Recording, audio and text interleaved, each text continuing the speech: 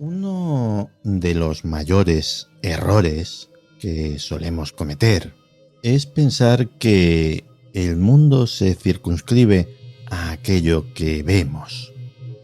Sí, sabemos que existen cosas que están mucho más allá de nuestra percepción.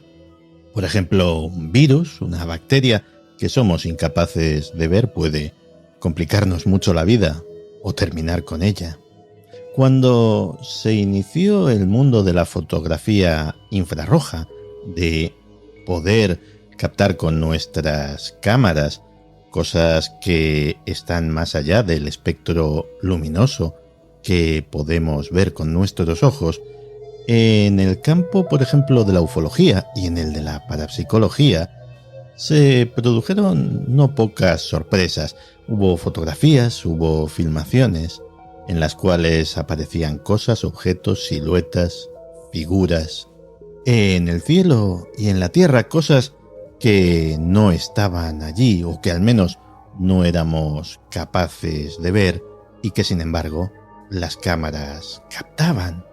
Con la proliferación de las cámaras de vigilancia nocturna infrarrojas, ese tipo de filmaciones extrañas se ha multiplicado, ha proliferado cada vez con mayor frecuencia, y YouTube, por ejemplo, es un lugar en el que se pueden ver no pocas de estas imágenes, algunas muy extrañas, algunas muy sugerentes.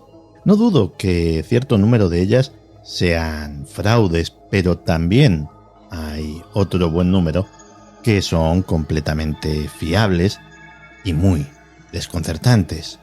Y este tipo de filmaciones inciden en una realidad incómoda. La realidad de que más allá de lo que perciben nuestros sentidos hay otro mundo, otra dimensión. A lo mejor otro mundo y otra dimensión con sus propios habitantes, con sus propios ocupantes.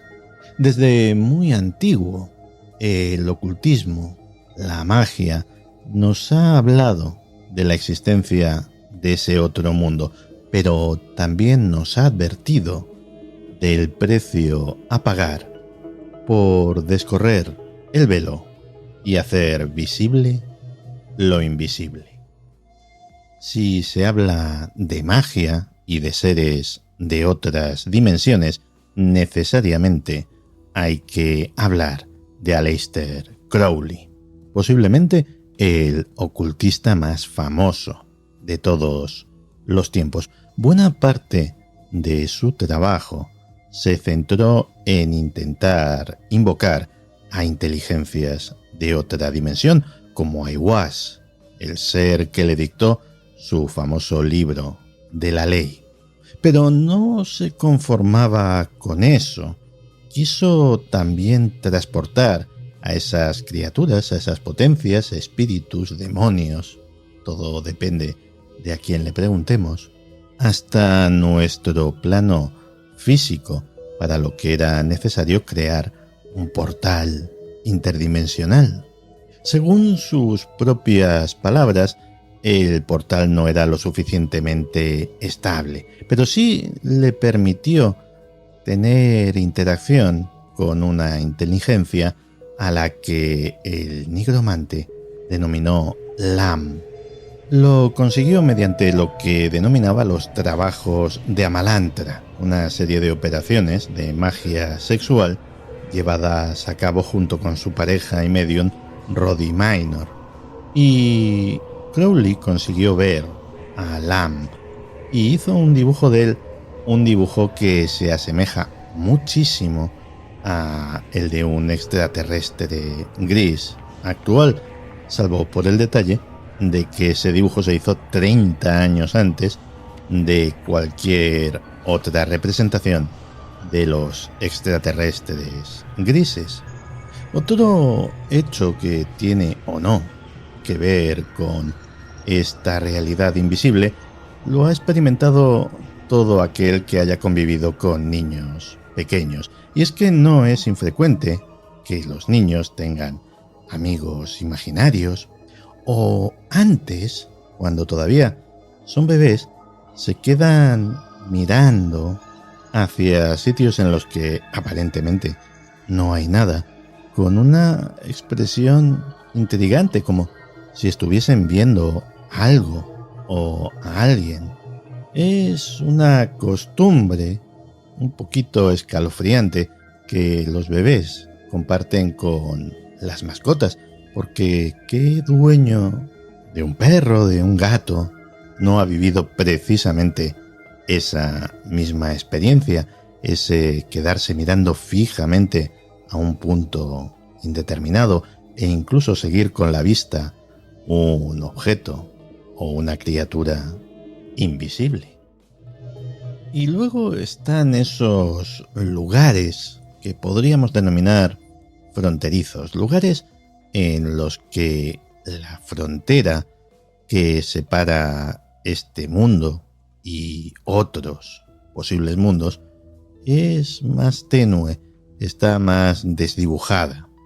Son esos lugares antiguos, llenos de leyendas, en los que desde tiempos inmemoriales se ha hablado de la presencia de hadas, de demonios, de seres sobrenaturales de todo tipo y condición, en los que la fenomenología extraña o paranormal se da con una inusitada frecuencia, mucha más que en cualquier otra región, donde a veces desaparece gente de forma inexplicable. Hay muchos de estos lugares y de estas regiones a lo largo y ancho del mundo. Uno de ellos se encuentra frente a la costa oeste de Escocia, la pequeña isla de Iona.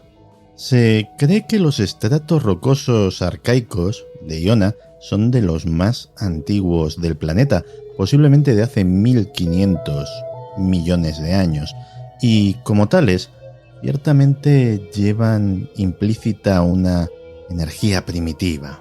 Su abadía es la cuna del cristianismo en Escocia, pero antes de eso, la isla fue también escuela de druidas, un lugar apartado donde los antiguos magos celtas aprendían su oficio. Es un lugar mágico considerado sagrado por los escoceses. De hecho, es el lugar de enterramiento de los reyes de Escocia, incluido el mítico Macbeth. Se dice que los druidas fundaron una biblioteca que, además de albergar los registros escritos de los propios druidas, también albergó libros de magia, de ocultismo, de alquimia de toda Europa. El único superviviente de esos libros es el conocido como libro de Kells, que se conserva en el Trinity College de Dublín. Muchos creen que el resto fue destruido por invasores vikingos, pero también están quienes creen que en algún lugar todavía se esconde una biblioteca con conocimientos ocultos y asombrosos. Posiblemente todas estas historias fueron las que llevaron a una joven ocultista llamada Netta Fornario a visitar la isla en busca de los saberes ocultos que pudieran encerrarse en ella. Eran los años 20, posiblemente la edad de oro del ocultismo en Europa. Netta Emily Fornario era la hija de un inmigrante italiano de Nápoles y una británica que nació en El Cairo y que quedó prematuramente huérfana, quedando al cuidado de sus abuelos, una rica familia de mercaderes de té de Coventry. Si miramos su fotografía, veremos a una joven de mirada triste y cabello enmarañado que nos habla de un temperamento rebelde. El trauma de haber quedado huérfana, el desarraigo de ser una inglesa en Italia y una italiana en Gran Bretaña. Todo ello y algunas cosas más la llevaron a buscar respuestas en el ocultismo. Y así consiguió ser iniciada en una sociedad secreta llamada el Templo de Alfa y Omega. Era una rama de la Orden de la Golden Dawn que presumían de ser especialmente puristas, de no haberse alejado de la tradición como habían hecho los miembros de la rama principal u otras escisiones como la del ya citado Aleister Crowley. Pero más o menos puristas, más o menos fieles al espíritu fundacional de la Golden Dawn, todas sus ramas estaban de acuerdo en una cosa, en la existencia de ese mundo velado a nuestros sentidos, ese mundo real pero invisible que nos rodea sin que lo veamos, que nos influye sin que lo sepamos, y también creían que ese mundo tiene sus propios habitantes, seres, entidades que pueden ser invocadas, con las que se puede entablar comunicación. Quién sabe si alianza, seres que te pueden brindar poder, seres que te pueden brindar conocimiento, pero en cualquier caso, seres con los que hay que tratar con la más absoluta de las precauciones. En agosto de 1928, Netta llegó a Iona.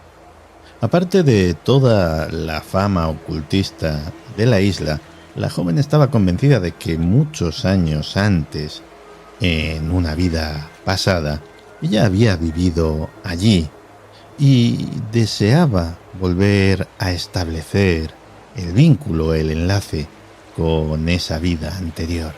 Y el lugar era perfecto para un retiro espiritual, fuera de la clase que fuera, sin teléfono, sin electricidad, sin agua corriente. Consiguió hospedaje en casa de la señora McRae, una sencilla mujer de la isla con la que Netta simpatizó casi de inmediato.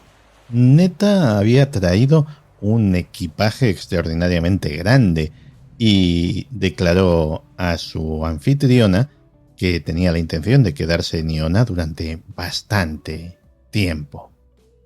Netta pasaba la mayor parte de sus días deambulando sola por la pequeña isla y la mayor parte de sus noches involucrada en diversas prácticas ocultistas o charlando con su patrona de las muchas leyendas de la zona. Durante un montón de semanas este acuerdo se mantuvo sin problemas y hay que reconocer que la señora McRae era extraordinariamente tolerante con las excentricidades de su huésped, porque en no pocas ocasiones sus prácticas nocturnas terminaban en profundos trances místicos en los que caía con la esperanza de entrar en contacto con el mundo espiritual que se encerraba en Iona. Netta le dijo a McRae que una vez, de hecho, cayó en un trance que duró una semana entera y que, si lo mismo le sucedía durante su estancia allí, bajo ninguna circunstancia había que intentar ni despertarla, ni llamar a un médico, ni nada por el estilo, simplemente dejar que despertase de forma natural. Bueno, una excentricidad más de su huésped, ningún problema, pero sin embargo, las cosas no tardaron en ponerse un poquito más complicadas. Con el paso de los días, su comportamiento fue volviéndose más errático, sus afirmaciones cada vez más extrañas, si esto era posible. Comenzó a hablar de las visiones que había contemplado en los cielos, de un extraño barco sin timón que había surcado el firmamento ante ella, de los mensajes que recibía del mundo espiritual. Sus anfitriones sospechaban que en su mirada había algo de locura o algo peor, algo diabólico. Hubo un hecho en particular que alarmó a la señora McRae, y es que las joyas, y Neta llevaba encima bastantes entre collares, brazaletes, zarcillos y sortijas, todos ellos de plata, todas aquellas joyas se habían vuelto negras de la noche a la mañana tras una de sus salidas, de las cuales no contaba absolutamente nada. Un día se la encontró visiblemente agitada, en un estado de angustia extrema, hablando apresuradamente, de forma un poquito incoherente. Decía que tenía que abandonar la isla inmediatamente, no tenía tiempo que perder y debía hacer el equipaje de inmediato. Nadie comprendía la razón de esta urgencia. No había recibido ninguna carta ni telegrama. Por desgracia, era domingo y aquel día no partía ningún ferry de la isla, así que reconsideró su decisión y optó por quedarse. Una mala decisión a juzgar por lo que ocurriría después. A la mañana siguiente Neta no estaba en su habitación, la cama no estaba deshecha y parecía que no había pasado allí la noche.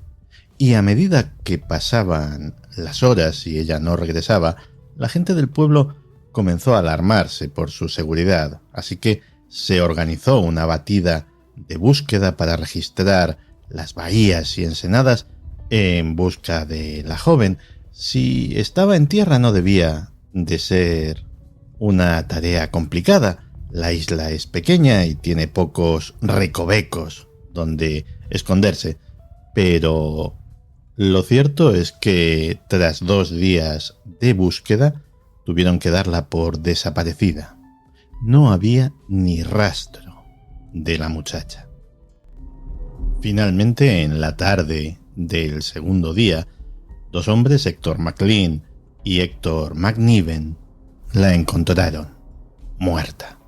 Si extrañas habían sido las circunstancias de su vida, no menos extrañas fueron las de su muerte. Se encontraba tendida boca arriba, desnuda a excepción de una capa negra. Al cuello llevaba un crucifijo de plata igualmente ennegrecido, y en su mano derecha llevaba un cuchillo o una daga. Frente a ella había recortado en el césped un trozo en forma de cruz, probablemente cortado con esa misma daga. Su cuerpo estaba cubierto de arañazos, ninguno de ellos grave, ninguno de ellos mortal, y sus pies, los pulgares estaban rotos y ensangrentados, mientras que la planta y el talón estaban completamente intactos, como si algo o alguien la hubiera arrastrado de tal manera que solo tocasen el suelo las puntas de sus pies, o tal vez como si hubiese estado corriendo de puntillas durante un largo trecho.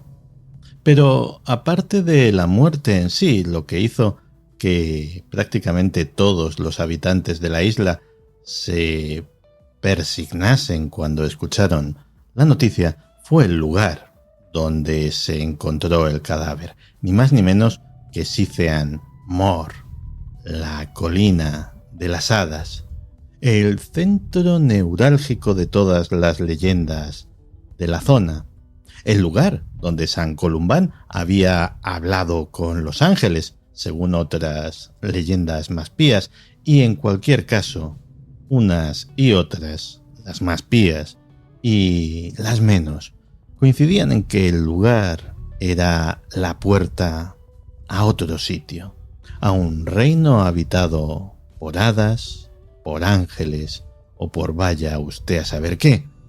A falta de una autopsia, la muerte fue dictaminada como natural, hipotermia. A fin de cuentas, ¿a quién se le ocurre iniciar en el rigor de una noche de noviembre algún ritual tan poco santo que exigía la desnudez y el concurso de un puñal.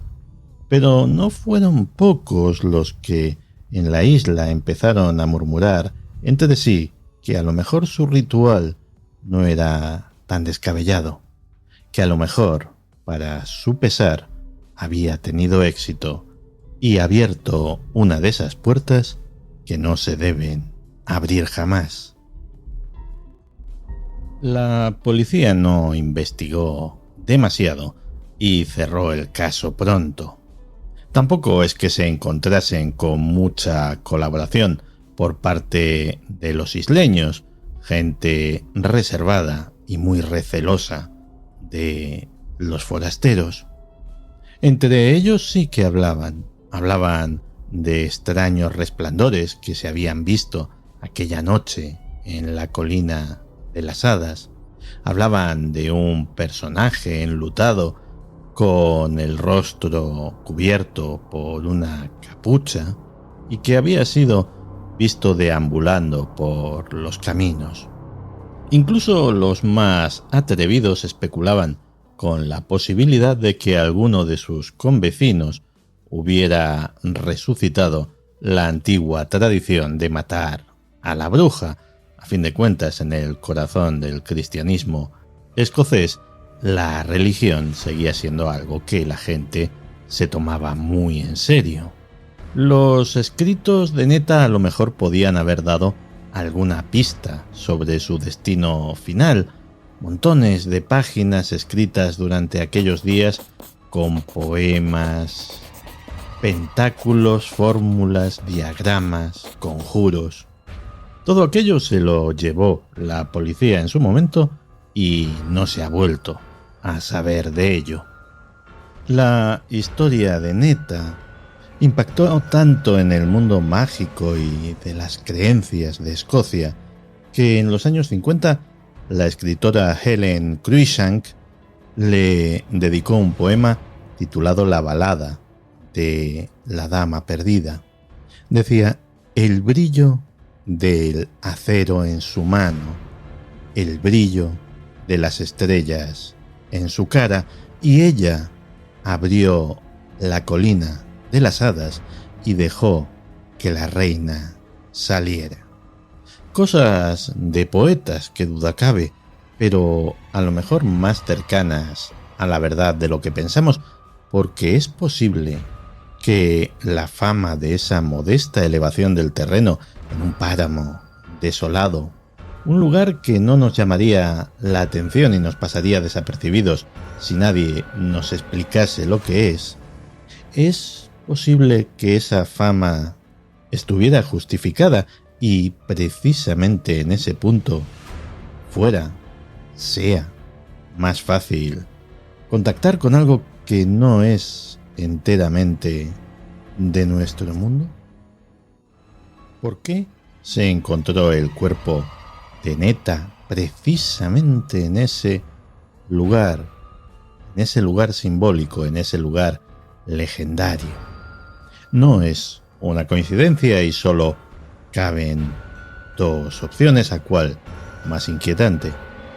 Una, que la propia Netta fuera allí a propósito a realizar algún tipo de ritual, un ritual que acabó por su vida, bien fuera de forma sobrenatural, cosa que evidentemente no sabemos, o bien fuera de forma natural y cayera posiblemente víctima de uno de sus famosos trances, y allí tendida en el suelo a la intemperie, sucumbiese a la hipotermia. Es una explicación válida, aunque deja en el aire el tema de las lesiones en sus pies y los arañazos en su cuerpo. La otra posibilidad es que el cadáver fuera dejado allí por otra persona. Fuera dejado allí por la persona que también habría trazado esa inexplicable cruz en la hierba. Y si hubo otra persona, ¿para qué dejó allí el cuerpo? como advertencia, como tributo. Son muchas las cosas que han quedado veladas, que han quedado no suficientemente explicadas en la muerte de Netta Fornario. Casi todos los investigadores que han acudido a la isla coinciden en que algo se les escapa, algo no termina de encajar, que lo que les cuentan los isleños, y esto es importante porque lo que conocemos básicamente procede de la tradición oral, de lo que se han ido contando de padres a hijos los habitantes de la isla, tiene huecos, tiene contradicciones.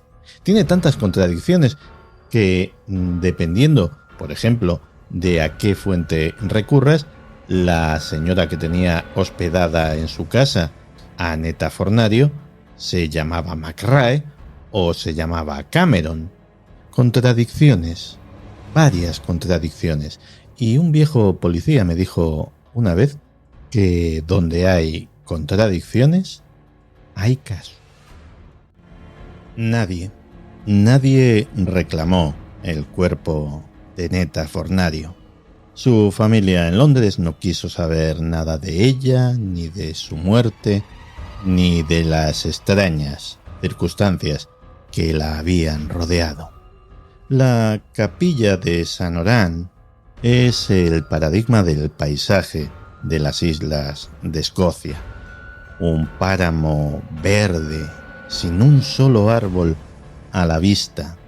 Un muro bajo de piedra delimita un pequeño cementerio con apenas unas decenas de lápidas. Bueno, lápidas, la mayor parte son rocas toscamente talladas.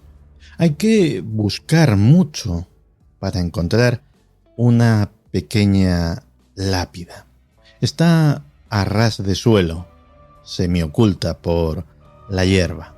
Tiene forma de libro abierto, y la inscripción dice M.E.F. 33 años de edad, 19 de noviembre de 1929. Y sobre esa pequeña lápida hay unos guijarritos, unos cantos rodados de colores que alguien ha depositado allí. Ignoramos con qué propósito. Ahí descansa Netta, o mejor dicho, ahí descansa el cuerpo de Netta Fornario, porque todavía hay en la isla quien piensa que aquel ritual, en aquel lugar específico, tuvo éxito. Netta consiguió su propósito, abrir la puerta hacia el reino de las hadas, pero que la reina de este territorio más allá de nuestra realidad le exigió un peaje, le exigió un tributo. Si quería pasar al otro lado, tendría que dejar tras sí su cuerpo mortal. Es la versión más poética, es la versión más bonita, es la versión más favorable a Netta y, por qué no decirlo, es la versión más improbable.